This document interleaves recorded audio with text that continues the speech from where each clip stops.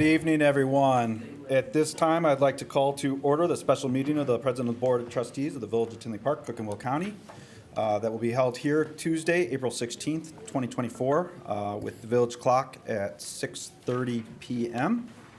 Madam Clerk, can you please call the roll for the public hearing? Trustee Brady? Here. Trustee Brennan is absent. Trustee Mahoney? Present. Trustee Mueller?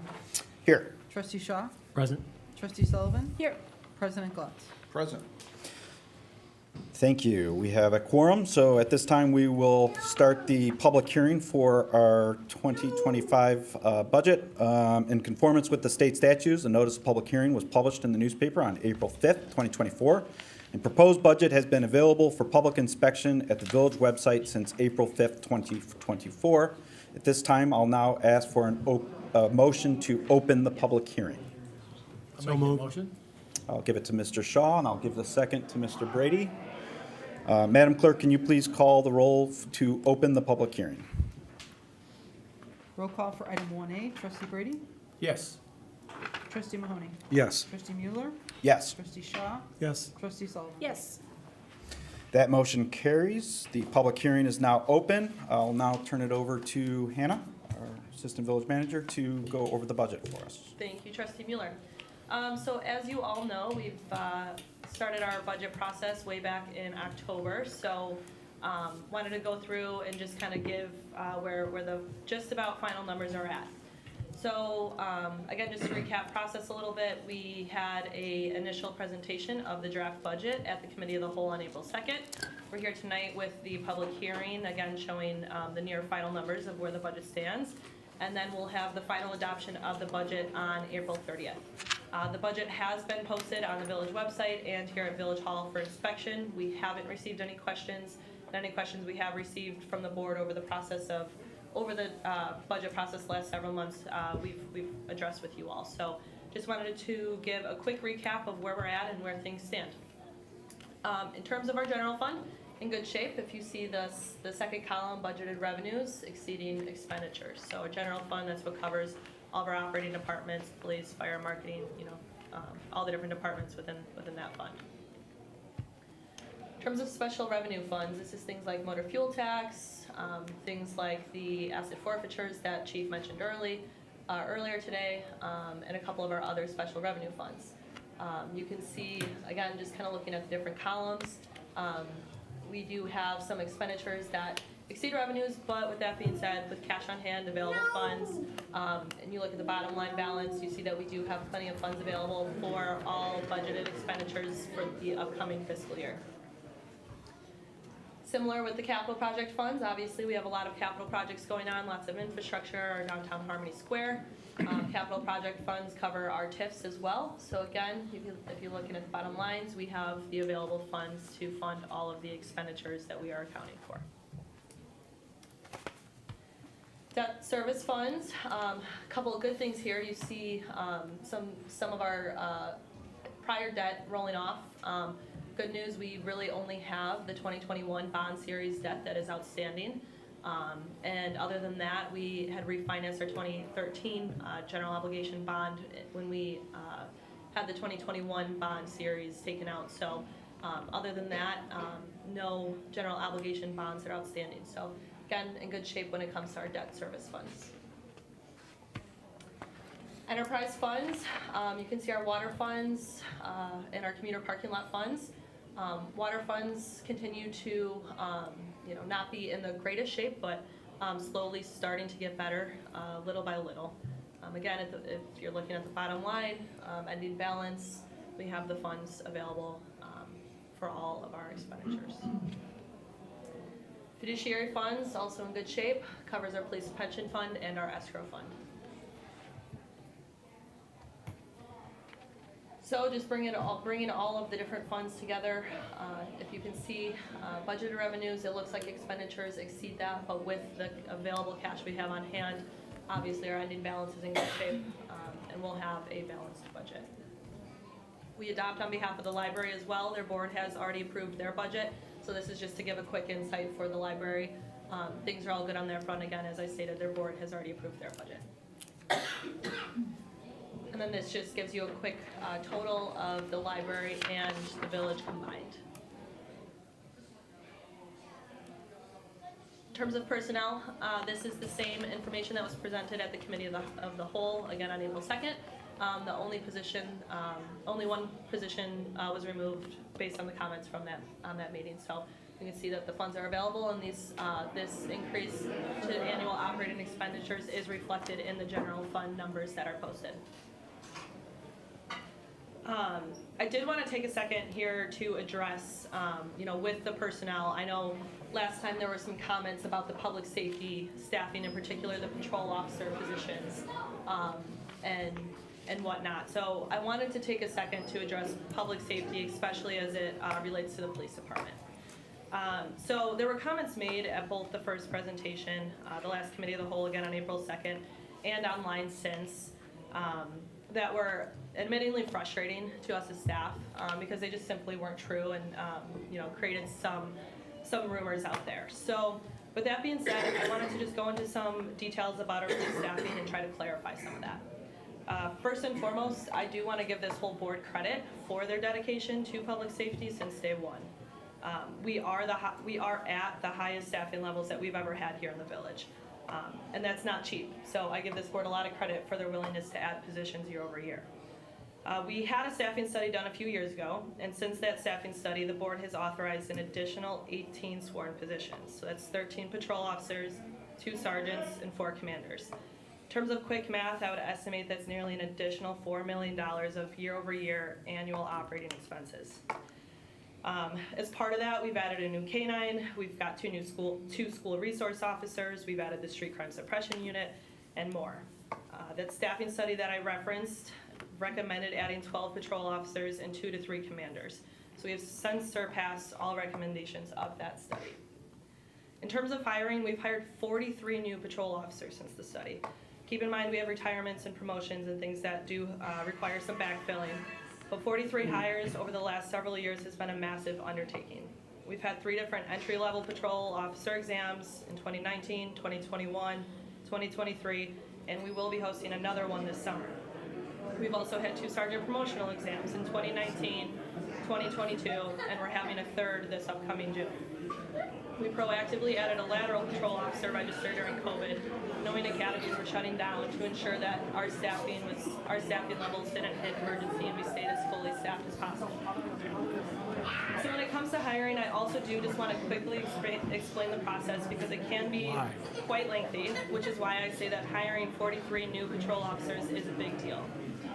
I don't want to go into it all. But in terms of civil service, the hiring process for patrol officers begins long before a vacant position opens up.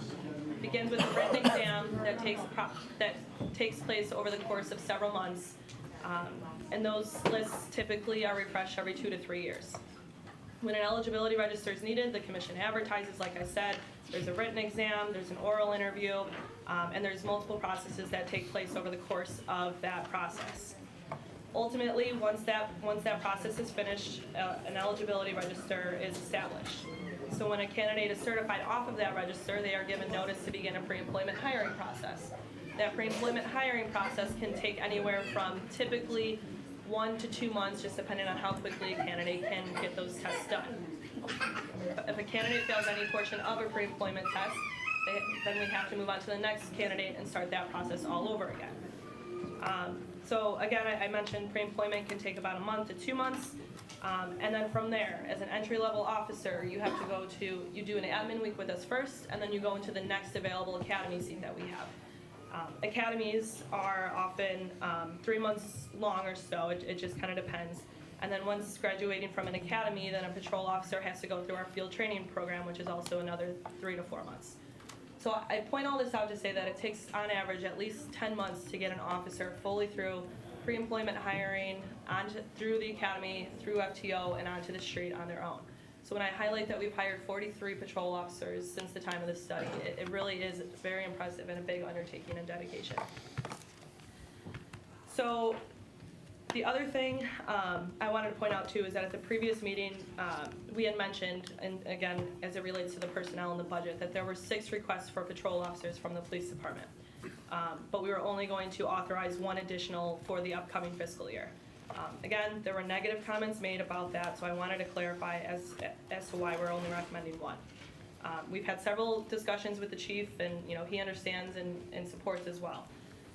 If we could realistically add 6, we would, but to imply we're not supportive of the police department because we're not funding all 6, I just don't think that that's fair.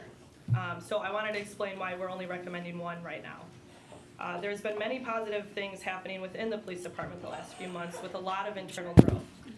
We've had, in the last few months alone, we've made 5 internal promotions to the positions of sergeant and commander. Every time we make a promotion, that opens up patrol officer spots below that we have to then backfill. So we have 5 spots right now to backfill, of which we have candidates in progress at, you know, in that pre-employment process that I just explained, to fill. Several of those are going to the academy, a couple are laterals, so realistically, there's a few that we still won't even have on the streets for nearly 10 months. We also anticipate two more promotions in the coming months, and we're also aware of at least 2 upcoming retirements. So that's 4 more we need to backfill, in addition to the new additional patrol officer position we're authorizing in the next fiscal year budget. So realistically, knowing we have a lot of movement going on in upcoming hiring, we just have to be strategic about what we can actually hire in terms of what we can actually handle in terms of hiring, excuse me. So while we're able to make good hires, the other complication is that in today's day and age, it is simply a hard position to recruit for, especially given the passage of the Safety Act passed by our state legislators. We have actually had an officer leave because of this act alone and the potential repercussions officers can face. At the same time, we're lucky that we continue to have officers who want to come to Tinley because of the reputation we have as a career department. But just, again, just pointing out the hiring process takes time to find those good qualified candidates and ensure that we have the best candidates we could possibly have serving our community. So I know that was a little bit of a rant there, if you will, but I do just, again, want to credit this board. You know, like I said, there's a lot of comments being made about public safety and whatnot, and between the board and staff, we really are dedicated to public safety, and I think hopefully some of that helps to explain some of that. So. And then just with capital, this was, again, the same thing that was presented at the last, at the committee of the whole, just highlighting some of the major capital projects within our TIFs, our street projects, Harmony Square, of course, some of the different happenings around the village. So with that being said, I will turn it back over to the board if there's any comments from the public. As I mentioned, we're looking for final adoption on the April 30th board meeting. Awesome, thank you, Hannah. So at this time, we'll receive comments from the committee. Anyone from the committee have any comments to make? I just Start want to thank Hannah for the overview of everything, the clarification. It was just well put together, and I appreciate your time and efforts, and thanks. Anyone from this side? No, sir. I'll echo that and say, you know, thanks for answering all my questions. I know we talked a bunch on the phone and talked to some of the department heads as well, so looking like in a lot better spot than we have been in years past, so thank you guys for your hard work. Mr. Mayor? Yep, I just, again, want to thank every year. It starts with our finance department and our department heads that all work together, that puts us together, and the board that's been contacting staff and discussing all the questions that they had or concerns. So it really starts at the finance department and all the department heads and our management department, Hannah Littman and Pat Carr, and the board. So thank you, everyone. Madam Clerk? All right, at this time, we will move on to item 1C. Is there anyone from the public that would like to address the committee during this public hearing of our budget?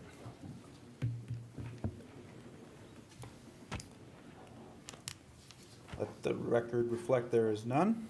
At this time, I'll look for a motion to close the public hearing. I'll make the motion. Give it to Colleen and give the second to Dennis. Madam Clerk, can you call the motion to close the public hearing? Roll call for item 1D, trustee Brady? Yes. Trustee Mahoney? Yes. Trustee Mueller? Yes. Trustee Shaw? Yes. Trustee Sullivan? Yes. Motion to close the public hearing passed. At this time, we will move on to item number 2. Would anybody like to make any comments to this committee from the public at this time? Madam Clerk, can you reflect that there was none? And at this time, I'll look for a motion to adjourn the special board meeting held today. So move. Second. Give it to Mr. Shaw and Mr. Brady.